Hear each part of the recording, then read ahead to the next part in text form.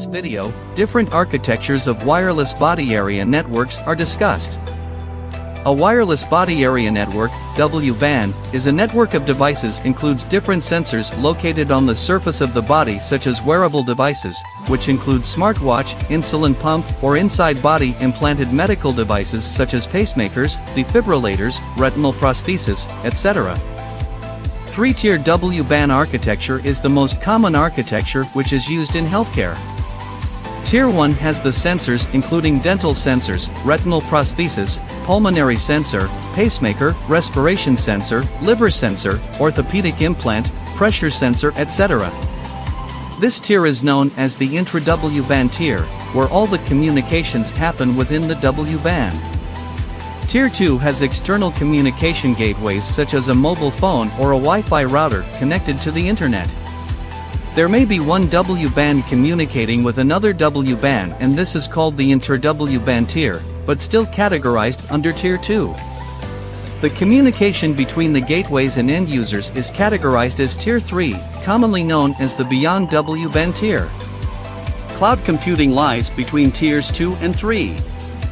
The nature of the WBAN and the type of data vary from application to application. The WBAN can be directly connected to the cloud or may use multi-hop method or software-defined network architectures are alternatives for the hard-configured WBAN architectures. The only way that we can protect ourselves now is that body part, because the new biochemical warfare is DNA biofrequency network-centric killing. So we can't even get started with that conversation unless you, old men out there, can get over the fact that somebody lied to you. And now it's time to update your education where the rest of us are. Your grandchildren, your wives, your other friends and neighbors. They didn't give anybody a choice. They deployed a cyber-physical backbone. The COVID came 2 years later. And now we don't need you on GPS. We have those biosensors. The biosensors are IEEE 802.15.4. The wireless sensor networks that aggregate together to create are 802.15.5. Your body itself is 802.15.6, and you are their new digital backbone. If you've injected, you're graphinated for this purpose. If you're not injected, you're fighting to stay away from people who are due to computer networking. Yeah, computer networking, because your body is on the wide body area network, 802.15.6, so your body is a node on the network. Yeah, and so when you're next to the graphinated, they're the backbone jumping into your body as the network. No maybes. Welcome to your new Smart 2030 agenda, Smart City Initiative. It's all the same thing, wide body area network. NTS-3 uses something called position navigation and timing with the ultra wideband. That's why I have it written there. Your radio access networks have fronthaul and backhaul, and your cell phone networks to try to deflect signals, electrical signals. We have plasma warfare. It's already happening. Why? Drone warfare. My channel is all about teaching people about electromagnetic and drone warfare. Those are logical features inside of Geomancer. Geomancer is a piece of software that we use with JavaScript. It's open source. The GitHub means that anybody can log online, open up whatever they want, download the code, modify it for your body. Now, your body is 802.15.6. That's a network standard like USB or compact CD. Yeah. And the Bluetooth is really easy to get a hold of like USB. So the sensors are 802.15.4. And the near field effect is something called low power. That's your new 6G low power. So it's real easy to get your ass. Now, once we have your Geomancer location with your biosensors, the spells that we cast on you are JavaScript. We log in and map a coordinate with what details we want to change. Age, weight, height, and your eye color. And anybody who has blue eyes, I want them to have an autoimmune disorder right now. Oh, they couldn't do that. They just showed you that on the World Economic Forum stage with the mouse she held up with the coat color that it had. We made the genetic change and nobody else was afflicted badly. AI precision healthcare, here we are. So there's Malfoy, Satantic as boop, Mike Adams, telling all of you out there to count the spells that are being cast on you. Meanwhile, he knows that Amazon shipping services were given the ability to run their data and double check your biosensors due to computer network routing, of which we have multiple types. One of them is thermodynamic. Another one is K-hop nearest neighbor, whoever's closest to you, how much we can swell and deswell your tissue to route the data. These are routing protocols. These are jobs for people to route the energy through you. And Amazon Shipping was given permission by the Department of Defense. Remember, old man, I just told you we had an artificial intelligence symposium with the Pentagon. We've already handed out data labeling and data curation. Oh, I didn't read you that part. Sorry about that. You should be reading it for yourself, I hope.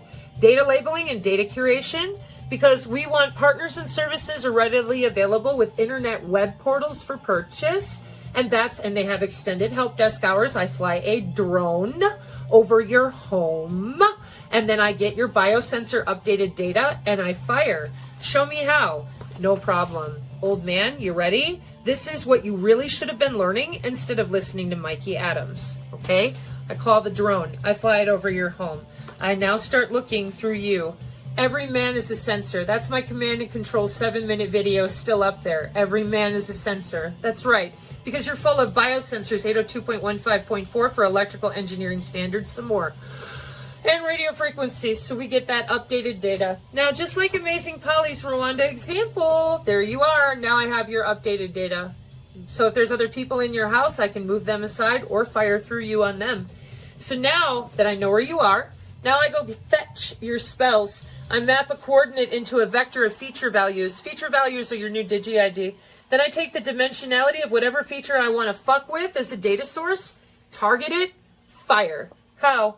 Order a drone scan on a NASA portal, interface with security access of proprietary software given to a company through the Department of Defense. Artificial intelligence and artificial neural networks, game theory, the feature vector. Game theory between human bodies with computer networking. I already have tech metrics on the channel. Geomancer that aligns the satellites, position, navigation, and timing. That's what PNT stands for. With NTS-3 data sets, fire. That's called net-centric warfare killing. The problem is that you have people out there that have a remote to your central nervous system, and it's so bad. The DoD has sold you to a company that might also be in the hands of your local county representative. So if you piss them off, they hit a button, you got an autoimmune disorder. Worse, could be a stroke. Worse, could be an automatic heart attack right to your heart tissue. To show people, we already have your body area network. There's a hacker out there named Barnaby Jack. He tried to bring this to attention in 2012 at DEF CON. Murdered in his bed. Hacker death mystery. He said anything could be hacked. Even a pacemaker. There's big concern that hackers could get into this. But days before his big announcement, he's found dead.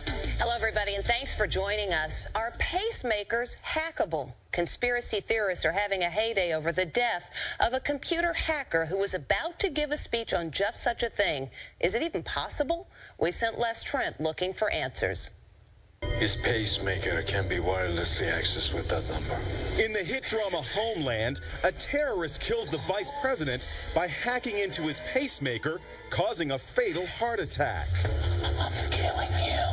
But that plotline may not be far-fetched. Professional hacker Barnaby Jack said it's possible, and he was set to reveal how at a Las Vegas hacking convention. But in a shocking twist, just a week before the convention, the 35-year-old hacking expert was found dead by his girlfriend in his San Francisco home.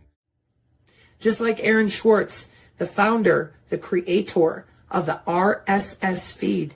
He was at MIT. He said, why are we charging 30 grand a year for the people that actually do this research to be able to read it to one another? Medical research. Why is it all locked up in these, pay for play systems?